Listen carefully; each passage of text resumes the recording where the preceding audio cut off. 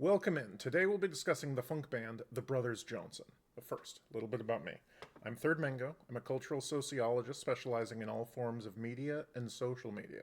Music, movies, television, all my jam. And I like a wide variety of music. I stream on Twitch, in which I play a music-related game and talk about my love of media and culture. But when it comes to music, my taste is varied. It's based on a singular principle. I love instrumentation. I love the way sounds mix in together, and because of this, I tend to have a hard time focusing on lyrical content when listening to music for the first time. For me, it's more important how the words are sung and what the content of the song brings. My reviews tend to skew towards musical composition and less towards lyrical content over time. That's why funk and dance is so compelling to me. The way the instrumentation can be used to create enthralling landscapes of sound speaks to me. Which is why one of the first bands I'm doing my continuing series is going to be the funk band, The Brothers Johnson. The Brothers Johnson were a funk and R&B group active from 1976 to 1988, consisting primarily of brothers George and Louis Johnson. Originally, the brothers wanted to be known as Johnson 3+1, which was their name because they included their older brother Tommy and cousin Alex Weir. Now, you might know that name, Alex Weir, for his guitar work from his time with the Talking Heads, specifically as a member of the band during the Stop Making Sense concert movie, and with his work with the band The Tom Tom Club. The brothers toured during the 70s, backing up for the Supremes, but they got their big break when they started working with Quincy Jones. Jones helped produce their first 4 albums, which helped propel the brothers into the spotlight of the funk scene in the late 70s and early 80s. They garnered 3 big hits during their tenure as a band, in which they made 7 albums. During their time as a band, they both went off to do solo projects as well. And Louis Johnson, who was known in the business by his nickname Thunder Thumbs for his incredible bass abilities, was more well known for his time as a studio musician and bass player on 3 of Michael Jackson's records, Off the Wall in '79, Thriller in '82, and Dangerous in '91. Louis's ability on the bass can be heard throughout the albums and a major driving force in the success and my enjoyment of the albums. In the year 2020, Bass Player magazine listed Louis Johnson as their 38th best bassist of all time. And as you go through the albums, it's easy to see why he was the pioneer in how the bass worked for funk and dance music of the late 70s and early 80s. Louis did 2 solo albums as well, which I thought about reviewing, but they weren't on Spotify, so they will not be included in this list today. The sociologist Howard Becker has this idea in his book Art Worlds, that art doesn't get made by isolated geniuses. It gets made by cooperative networks of people working together. Musicians, engineers, producers, session players, the whole supporting cast. The named artist is one node in the network, and each member builds upon it to make it into what we want to hear. I bring this up because of Quincy Jones. You can see the influences of Quincy Jones on all of these records and the evolution of the band, as is evident from the release of Jackson's Off the Wall in '79, which led to the band's greatest success, 1980's Light Up the Night. But when Jones severed ties, the records changed and there was a different output, and you can feel it. But will I agree with the consensus of modern critics? Or will I have some different ideas? Let's find out. First up, look out for number 1 from 1976, and we're starting off with a banger. This is the first album from the Brothers Johnson, and it is a funk-fueled ride. This album really leans into what the brothers will become known for, and that is pure, danceable funk music with absolute grooving bass lines. My favorite work on the album is the instrumental Thunder Thumbs and Lightning Licks, an ode to their nicknames, George Johnson being Lightning Licks and Louis Johnson being Thunder Thumbs. This album topped the charts of the US Billboard Top Soul Albums and got to number 9 on the US Billboard 200 in 1976. The most popular single is I'll Be Good to You, which is a very good start to the album and a fantastic introduction to the Brothers Johnson's sound. But the single that I think is the best is Get the Funk Out of My Face, which came in at number 30 on the top 200. This song is a great jam. It's super danceable, a little odd for the time, coming out at only about 2.5 minutes, which is different for most funk and disco hits of that era, since a lot of them clocked in around 5 to 7 minutes. My other favorite song on this album is the excellent hype song Dancin' and Prancin'. It showcases their usage of horns, which becomes much more commonplace as the album goes on. Two other songs to watch out for is the final track, The Devil, which shows some of their lyrical writing ability, and an interestingly haunting and funky cover of the often covered Beatles classic Come Together. Overall, this is an incredible start to their career and clocks in for me at 5 out of 5 stars, and is, as of this video, my number 2 album of the year for 1976. Second is Right on Time from 1977. This is an interesting album because it doesn't seem to vault off of the success of the first album. The funk on this album seems to have taken a back seat for more chill songs. The first half of the album has some good songs, but they mostly hit chill vibes throughout with some good bass lines mixed in now and again. The most famous song off this album is the 5th track, Strawberry Letter 23, which is a cover of the Shuggy Otis song from 1971.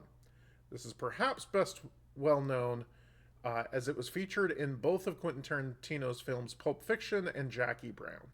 I had previously recognized the groove from it, being sampled on the first track of Girl Talk's All Day album in 2010. My other favorite song on the album is Brother Man, an excellent groove, which seems to be a return to form from the first album. A good funk song which starts to sample into the electronic grooves that would become a staple of the 80s. Overall, this album is getting a 3.5 out of 5 from me. I start to see a trend in their albums that when the word love is featured, the less I like the songs from the album. I'm not big on love songs overall, especially when they go for a slower, softer core instead of going into some of the faster tempos and danceable funk songs with big bass grooves. Third up is Blam from 1978. Overall, this is a solid funk album. There doesn't seem to be any breakout songs from this album, at least for me, and the singles charting seem to agree with me on that. The 2 songs from the album which were on the charts were Ride a Rocket and Ain't We Funkin' Now, both of which are my 2 favorite songs from the album, but neither one broke the top 100 US Billboard charts in 78. The other song I do want to put out as a special mention for is the final track of the album, Street Wave. One of my favorite things the Brothers Johnson did was that every album has at least one instrumental jam, and this one really delves into the vibes of a city on a cold night with the horns blistering through the song. It's the type of song which could set the mood for a movie soundtrack. Despite the album not having any strong solo hits, the album overall still works for me. It has consistent grooves, interesting usage of the side instruments from full brass accompaniment and experimentation into electronic sounds, which were starting to become a bigger thing with music around this time.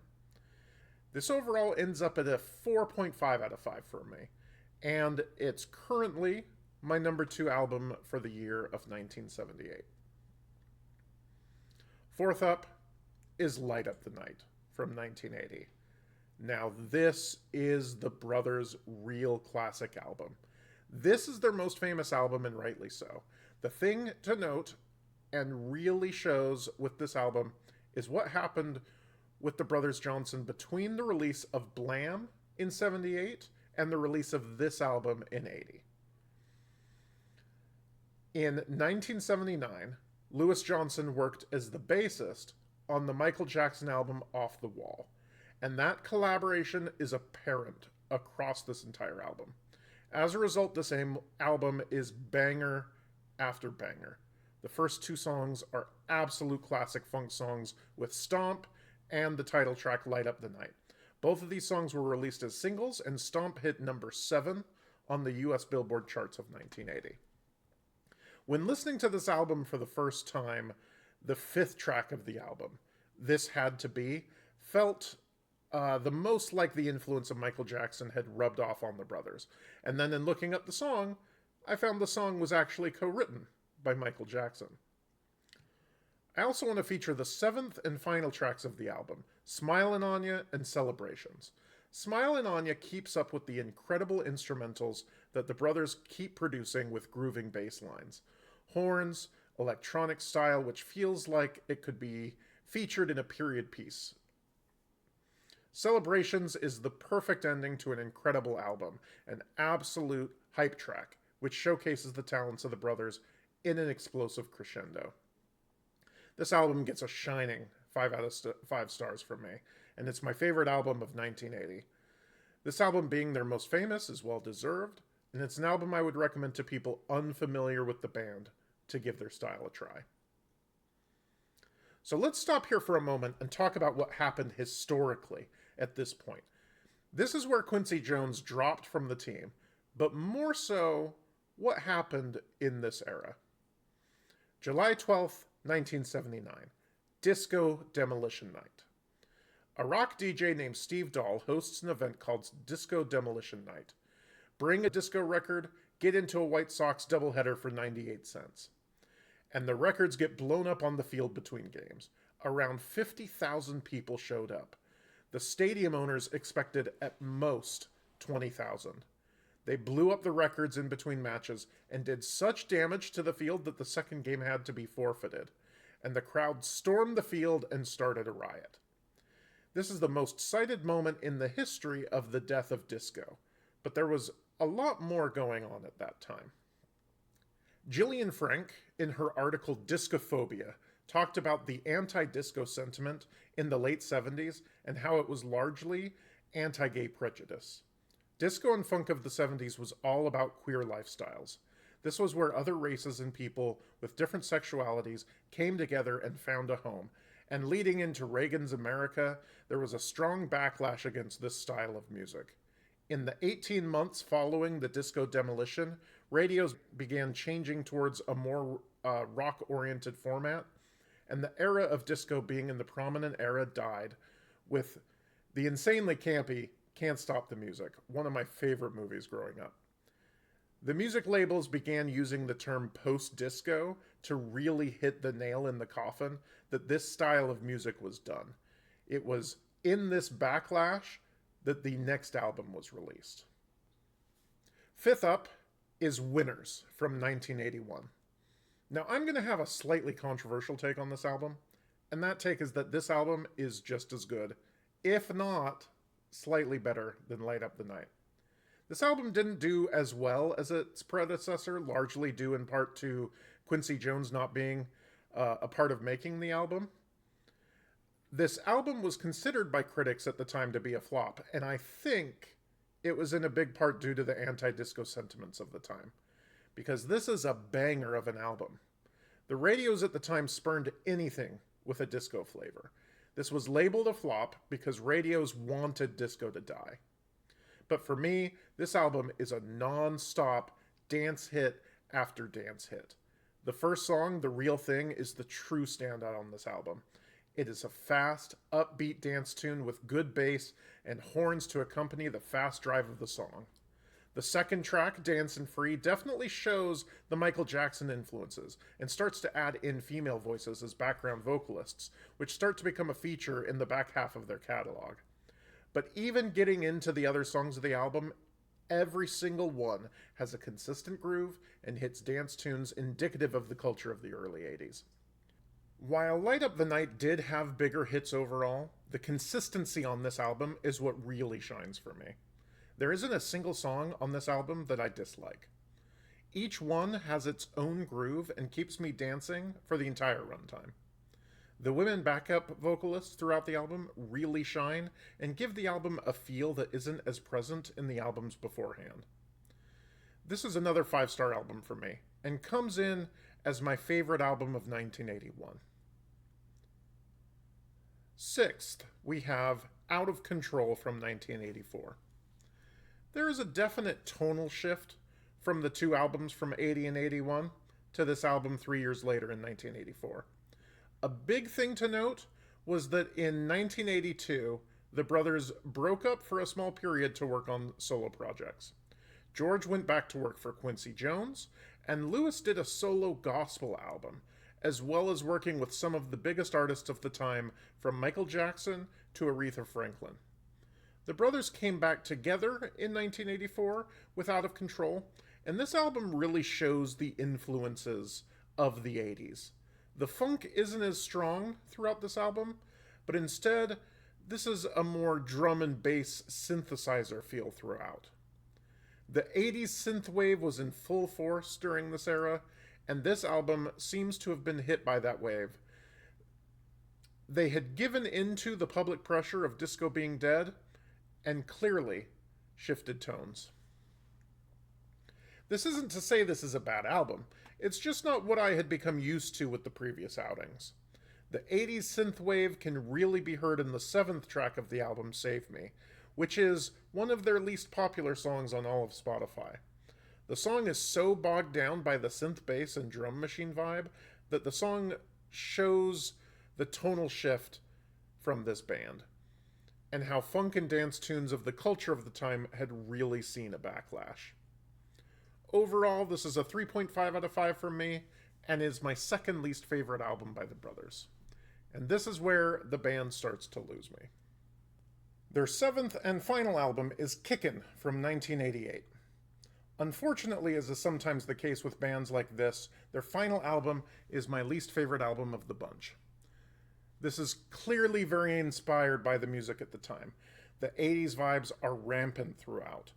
Gone are the funk hits, and instead the album is a drum and bass inspired 80s pop album with the old funk and slap bass still in there behind the 80s music. There are still a couple of good songs, but this is the first album where I dislike more than one song. The two standouts of the album are the first two tracks, Kick It to the Curb and Real Love. Each one has moments which show a slight return to form from the band 8 years prior, but with the 80s synth really covering over it. The album isn't a bad album. It's just not really a good album either. And when compared to the highs the band was producing 10 years earlier, it comes out as my least favorite of their albums. This one pulls a 3 out of 5 stars. So overall, with 7 albums, my final ranking for this group are in 7th place, 1988's Kickin'. In 6th place, 1984's Out of Control. 5th place goes to 1977's Right on Time.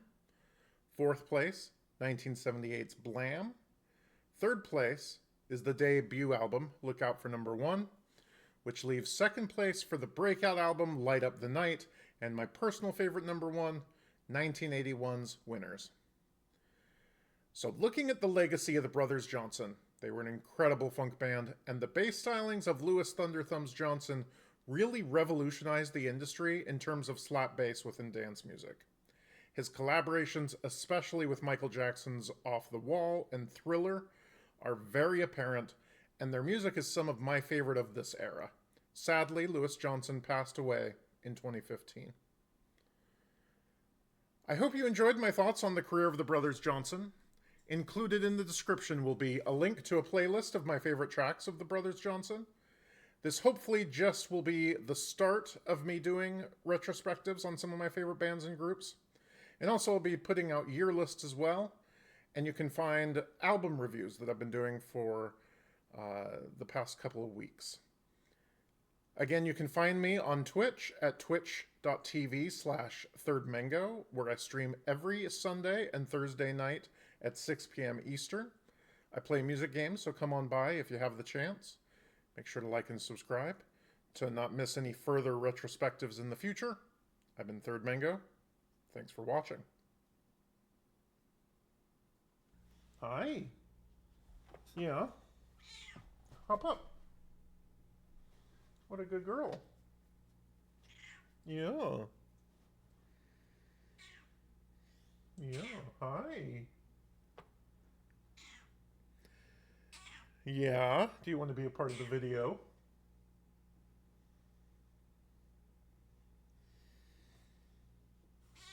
Yeah, you do want to be a part of the video.